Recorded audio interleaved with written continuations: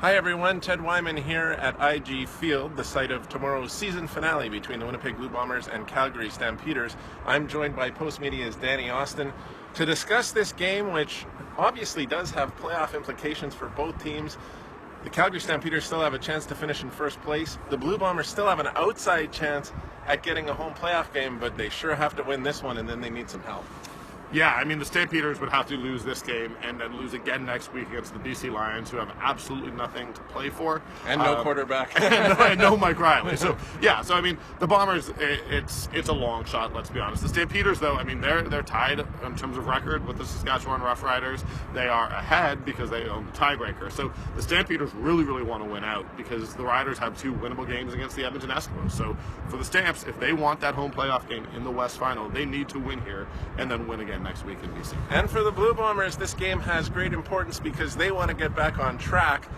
They've lost 4 of their last 5. It hasn't been a good September and October for this team. They were Grey Cup contenders and first place contenders for most of the season, and now they're definitely not first place contenders, and they're long shots really to win the Grey Cup, because if they're starting on the road and they got to go to Regina or Calgary and then the other one, it's going to be awfully tough for them to win. But I think they just feel like they need to get something going on track here at home. They played pretty well against Calgary last week. They want to try to build on that and get a win here tomorrow. Yeah, I mean, I think the big question right now is going to be Zach Collaros, right? I mean, he is coming in. It's his first start since week 1. He suffered a fairly serious head injury in that game. He was with the Riders, then he was with the Argos, and now he's in Winnipeg Blue Bombers colors. So that's going to be really the storyline that I think we've got to watch. His quote today was, "It's been a crazy year, and boy has it ever." As you said, he's now with his 3rd team. He's been dealing with concussion protocol for much of the season. He comes out here, a guy that some people say is a hit away from, who knows what because of his history with concussions, but he feels like he's been looked after very well by the medical community, by the doctors with the Argos, by the doctors here in Winnipeg. He's been cleared. He feels like the advice of those doctors is enough to put him on the field. And with Chris Streveler hurt, he got hurt last week in Calgary, a bad ankle.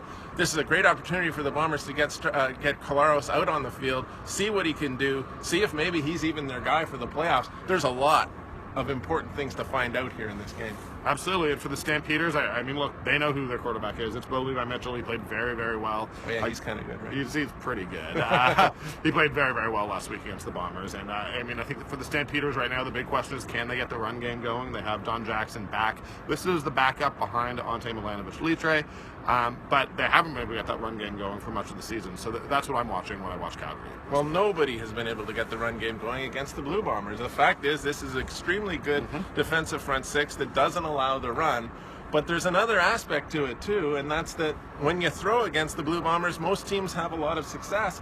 And why would you even try to run? I think that's been the case in a lot of situations where teams haven't been trying to run the football because they know that they can go through the air. This week, the Bombers even have a couple of changes in the secondary. Don't think that can necessarily hurt because it wasn't very good last week. They have to be better. They have to get to Bo Levi Mitchell. Willie Jefferson has to have a bigger game than he had last week. The secondary needs to come up big and maybe control one of the best players in the CFL. Otherwise, the Stampeders are just going to keep rolling. Yeah, I mean, I think my quote of the day was I asked Mike O'Shea how the DBs were going to contain Reggie Begelton, who had 3 touchdowns last week, and he said they were going to quadruple team him and hope that the rest of the receivers couldn't catch the ball. So I don't know if that's a great strategy, but we will find out here on Friday night at IG Field when the Winnipeg Blue Bombers face the Calgary Stampeders. For Danny Austin from Postmedia Calgary, I'm Ted Wyman for the Winnipeg Sun.